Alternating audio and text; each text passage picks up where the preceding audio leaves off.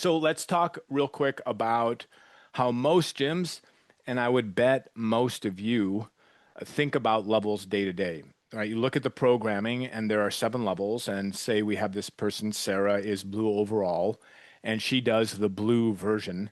And that works, honestly, like that's already better than 99% of gyms out there. You've gone from this classic 3 options of RX scaled beginner to 7.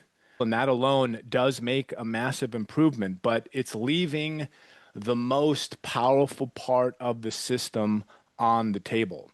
Because the reality is that Sarah is blue overall, but she's not blue in everything. And say she's been training for a couple of years, her legs are strong, her front squat's at purple, she can move some good weight there, but maybe her upper body pull is a little bit behind. She joined from a Globo gym, never did strict pull-ups, so her upper body pull is orange, and her core and coordination or neuro and core are advanced. They're in the brown, and they're way ahead of the overall level. Now, the question is, should she be doing the blue workout for everything? Should she just be looking at that blue workout? Or should each element reflect where she actually is? And so let me show you just how what's happening in Chip when you see this in the workout. It's classic. I just zoomed into these 3 elements here, but this is how it shows up. You can see these level tags at the bottom, and each one represent what we call a levels consideration, right? It's a category, level category consideration. And each one is telling the athlete and the coach what level to use for that specific element. And this takes a little bit of knowledge, and that's why this is always better done through coaches who have experience. But once members understand this, they can also do it for themselves, and this really speeds up what's happening in class. And you have to know, as an example, that neuro and core is for the GHD sit-ups. When you take a look at this example here, neuro and core is linked to the GHD sit-ups. The upper body pull is linked to the pull-up variation. And while this example here, like this one that I'm showing you, is pretty obvious, like you can tell, some of the workouts aren't as obvious. You'll see a levels consideration, and it won't be like, oh yeah, that one 100% links up. So this is where it requires knowledge and experience to understand. But once you get this link, you understand this, it changes the game. These tags are not just decoration, like they have meaning. And this is the system that is doing individualized scaling at each element within the workout. This is how it's done. So real quick, if Sarah does blue pull-ups, she might be over challenged, right? She's orange in upper body pull. If she tries to do blue, it's going to be too hard. If she does blue front squat, she's under challenged. She's purple, so maybe it should be a little harder. If she does the sit-ups at blue, then she's under challenged again. She's brown in neuro and core.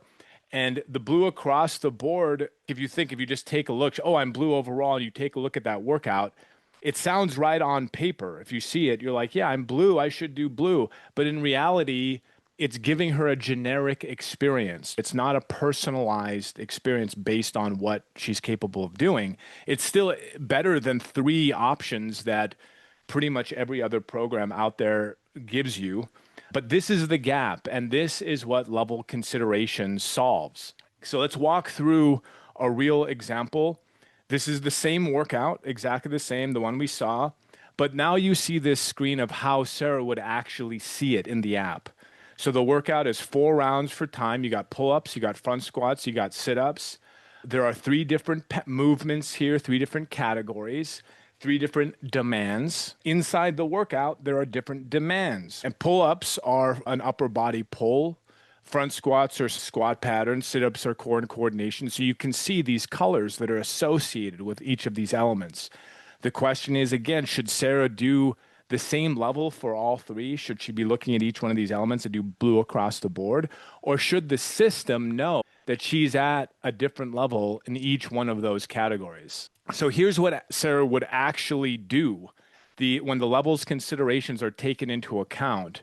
Her pull-ups from her upper body pull assessment, she's orange. So when she looks at the workout, she would pull the orange version. And so that what we're doing here is we're just showing the orange, the purple, the brown version of these.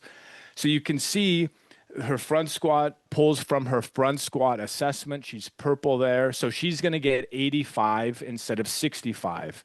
It's a better challenge that matches her leg strength, her ability in that area. And her sit ups will pull from neuro and core because she's brown. So she gets GHD sit ups instead of anchored sit ups because her core can handle that amount of effort and demand.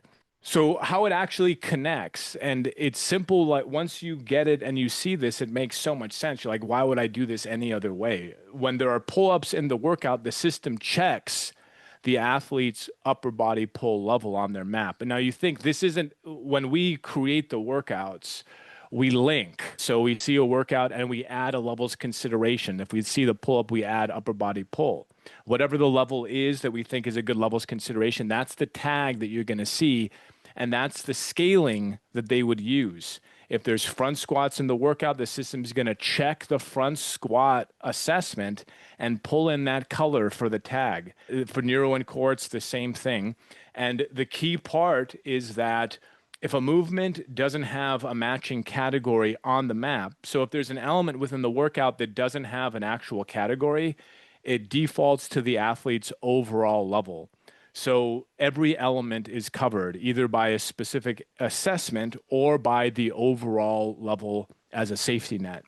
And that's how the system works. The map provides the data and the programming provides the levels, and levels considerations connect them element by element. So the 15 foundation categories that are on the map or that classically have been on the map, each one of those categories can drive the scaling for matching elements in the workout.